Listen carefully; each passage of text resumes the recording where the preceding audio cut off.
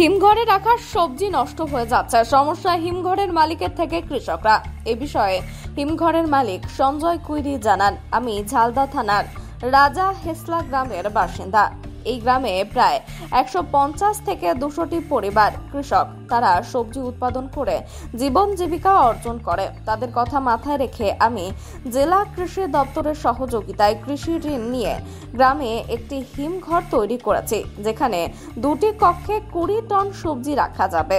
সেই মতো গ্রামের কয়েকজন কৃষক টমেটো, করলা ইত্যাদি সবজি রেখেছে। সেই মতো আমি সবজি কেজি প্রতি মাসে 2.5 টাকা নিয়ে থাকি, কিন্তু সেই সবজি মাত্র কয়েকদিনেই খারাপ হয়ে যাচ্ছে। কারণে ফেলে দিতে হচ্ছে। কারণ বুঝে উঠতে পারছি না কি কারণে এরকম হচ্ছে, যার কারণে আমি সমস্যায় পড়েছি। বারবার জেলা কৃষি দপ্তরে যোগাযোগ করেও তারা কোনো সাহায্য করছে না। এই অবস্থায় আমি কৃষকদের সবজির দাম ও ঋণ কিভাবে শোধ করব বুঝে উঠতে পারছি না। কৃষি দপ্তর ইতিমধ্যে সাহায্য না করলে আমি বিপদে পড়ব। একই কথা বলে হিমঘরে সবজি মজুত রাখা কয়েকজন কৃষক। দেখা যাচ্ছে আপনারা প্রচুর সবজি ডাস্টবিনটা ফেলে দিচ্ছেন, কি কারণটা কি?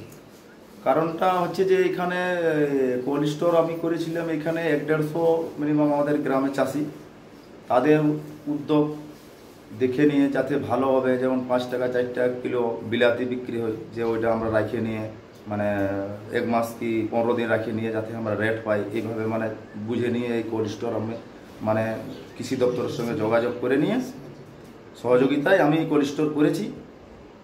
তারপরে করার পরেও অনেক কষ্টর মাধ্যমে ব্যাংকে থেকেও আমাকে অনেক মানে সময়ে ভালোভাবে পয়সা টাকা মানে করে নেয়।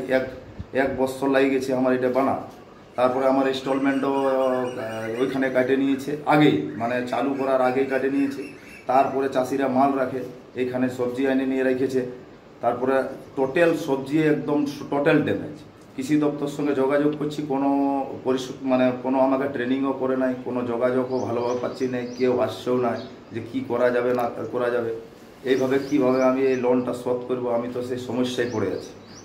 আমাকে টোটাল মাল আমার টোটাল খারাপ হয়ে গেছে একদম। কত কুইন্টাল মাল আছে? মোটামুটি আমার 180 কুইন্টাল বিভিন্ন সবজি, কারলা, টমেটো।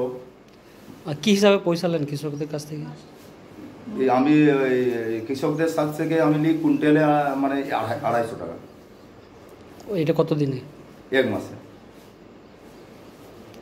তাহলে কি কোল্ড স্টোর কি ভালোভাবে বানায় নাই? কি বলুন মনে করছি কি, আমি তো কোনো বুঝতেই পারছি না। আমাদের তো ডিস্ট্রিক্টে কৃষি দপ্তর থেকে প্রথম, আমরাও তো সেই কোনো এটার ভিতরে জানিনি। আর কৃষি দপ্তরকে তো কমসে কম জানা উচিত যে এই কোল্ড স্টোরটা আমাকে গাইডলাইন করা উচিত। যদিও বিষয়টি নিয়ে পুস্তি গ্রাম পঞ্চায়েত কৃষি কর্মাধ্যক্ষ মহাবীর কুইরি জানান, তাকে একটি কোল্ড স্টোর আছে, সেই কোল্ড স্টোরের মালিকের অভিযোগ যে তার কোল্ড স্টোর থেকে অনেক সবজি নষ্ট হয়ে যাচ্ছে, ফলে ফেলে দিতে হয়েছে। সে সমস্যায় সম্মুখীন হচ্ছেন। কি নজর দেখছেন বিষয়টা? আপনি তো কৃষি কর্মাধ্যক্ষ এলাকার। দেখুন, আমার তো কোল্ড স্টোরের ব্যাপারটাই কৃষি দপ্তর থেকে হয়েছে, এটা আমি শুনলাম, কিন্তু এটার বিষয়ে আমার জানা ছিল না। কিন্তু আমি চাইছি যে আমি কৃষি দপ্তরে আছি, আমি চাইব জেলার কৃষি দপ্তর থেকে কিছু না কিছু তার আলোচনা করে তার ব্যাপারে নিয়ে ভাবনা চিন্তা করা হবে। আপনি কি পদক্ষেপ নেবেন?